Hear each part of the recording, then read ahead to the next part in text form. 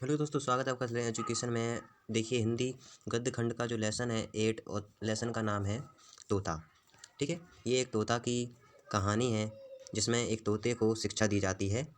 अब मैं इसकी जो कहानी है आप लोगों ने पढ़ी होगी और इसके जो लेखक हैं रविंद्रनाथ टैगोर जी इसके लेखक हैं। और रविंद्रनाथ टैगोर जी का जीवन परिचय की वीडियो मैंने ऑलरेडी बनाई हुई है। अगर आप लोगों ने नहीं देखी है तो जाकर डिस्क्रिप्शन में उसका मैंने लिंक दिया है, जाकर वॉच कर लें आप लोग।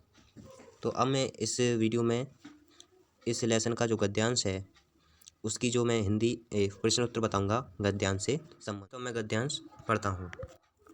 तोते को शिक्षा देने का काम राजा के भांजे को मिला। पंडितों की बैठक हुई। विषय था उक्त जीव की आविदा का कारण क्या है। बड़ा गहरा विचार हुआ।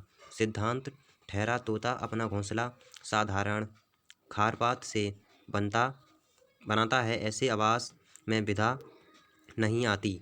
इसलिए सबसे पहले तो यह आवश्यक है कि इसके लिए कोई बढ़िया सा पिंजरा बना दिया जाए। राज पंडितों को दक्षिणा मिली और वे प्रसन्न होकर अपने अपने घर गए। ये इस लेसन का गद्यांश पहला है। अब इसके जो प्रश्न उत्तर हैं मैं आपको बताता हूँ। अब मैं देखिए प्रश्न पहला है क्या, उपरोक्त गद्यांश का संदर्भ लिखिए।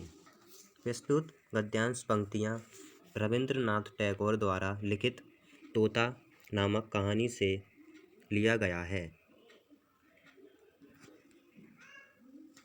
यह हमारा हो गया संदर्भ। रेखांकित अंश की व्याख्या कीजिए। बताऊँ आपको। अब मैं इसका बताता हूँ आपको दूसरे का। राज दरबार में जब तोते को बेवकूफ़ मान लिया गया तो इस पर विचार हुआ कि तोते को बुद्धिमान कैसे बनाया जाए। इस तोते की आविदा का क्या कारण है। पंडितों ने विचार किया कि तोता अपना घोंसला खारपतार से बनाता है, अतः ऐसे घर में विधा नहीं आती। अब मैं आपको तीसरा बताता हूँ। तीसरा प्रश्न है कि तोते को शिक्षा देने का काम किसे मिला। तो आप लोगों ने कहानी तो पढ़ा होगा, तो किसको मिला था, राजा के भानेज को। तो आंसर में हो जाएगा राजा के भानेज को। अगला जो है तोता अपना घोंसला किससे बनाता है।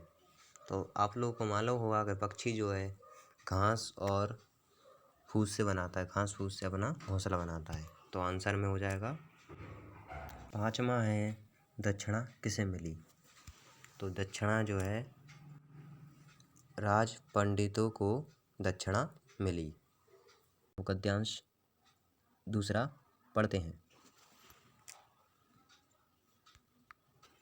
गद्यांश दूसरा है, संसार में और अभाव तो अनेक हैं पर निंदकों की कोई कमी नहीं है।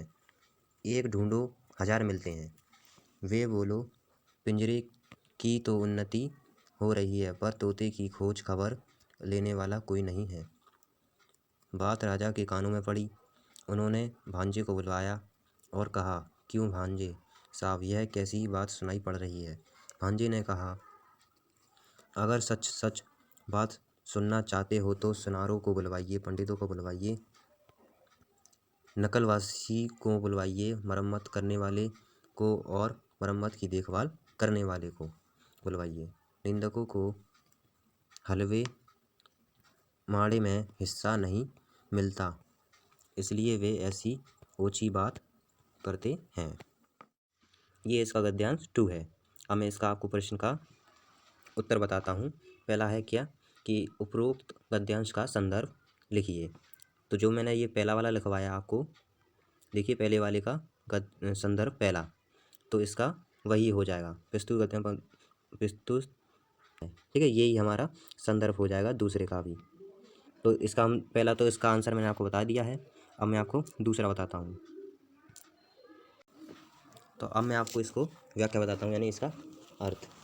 गद्यांश 2 का, संसार में अनेक अभाव हैं, सामान्य लोग अभाव का ही जीवन व्यतीत करते हैं, किंतु निंदकों को कि संसार में कोई भी कमी नहीं है।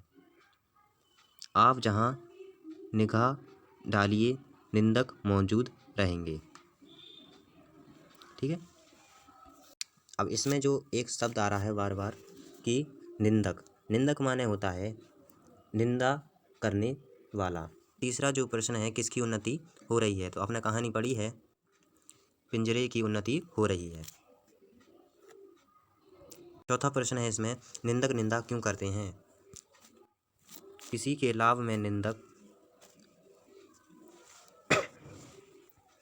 को कुछ प्राप्त नहीं होता, इसलिए वह निंदा करते हैं।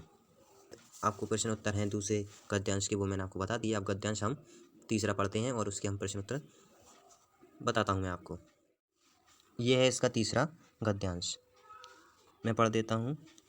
तोता दिन पर दिन भद्र रीति के अनुसार अधमरा हो गया था। अभिभावकों ने समझा कि प्रगति काफ़ी आशाजनक हो रही है, फिर भी पक्षी स्वभाव के एक स्वाभाविक दोष से तोता का भिंड अब भी छूट गया था। सुबह होते ही वह उजाले की ओर टुकुर टुकुर निहारने लगता था और बड़ी ही अन्याय भरी रीति से अपने पंख फड़फड़ाने लगता था। डोने, डोने माने पंख, पंख फड़फड़ाने लगता था। इतना ही नहीं, किसी दिन तो ऐसा भी देखा गया कि वह अपनी रोगी चोंच से पिंजड़े की सलाखें काटने में जुटा हुआ था। इसका जो पहला गद्यांश संदर्भ है वो पहला ही वाला हो जाएगा जो मैंने आपको बताया, पहले और दूसरे में पूर्ववर्त। पूर्ववर्त माने होता है जो पहला है वही। जैसे आप यूनिट टेस्ट या एग्जाम में लिखोगे तो आपको लिखना होगा संदर्भ। ठीक है, जिस प्रकार से मैं आपको बता रहा हूँ उस प्रकार से आपको नहीं लिखना है। देखिए यहाँ पर लिखा हुआ है, पहले में लिखा हुआ है प्रस्तुत गद्यांश पंक्तियाँ रवींद्रनाथ टैगोर, तो यही आपका तीसरे में हो जाएगा। ठीक है, पहला वाला। अब मैं इसका दूसरा बताता हूँ आपको। रेखांकित अंश की व्याख्या कीजिए। आंसर हो जाएगा ये कि जो तोता है उसको दाना पानी नहीं मिल रहा था और वो तोता जो है अधमरा हो गया था। तीसरा क्वेश्चन है इसका, तोता क्यों अधमरा हो गया था?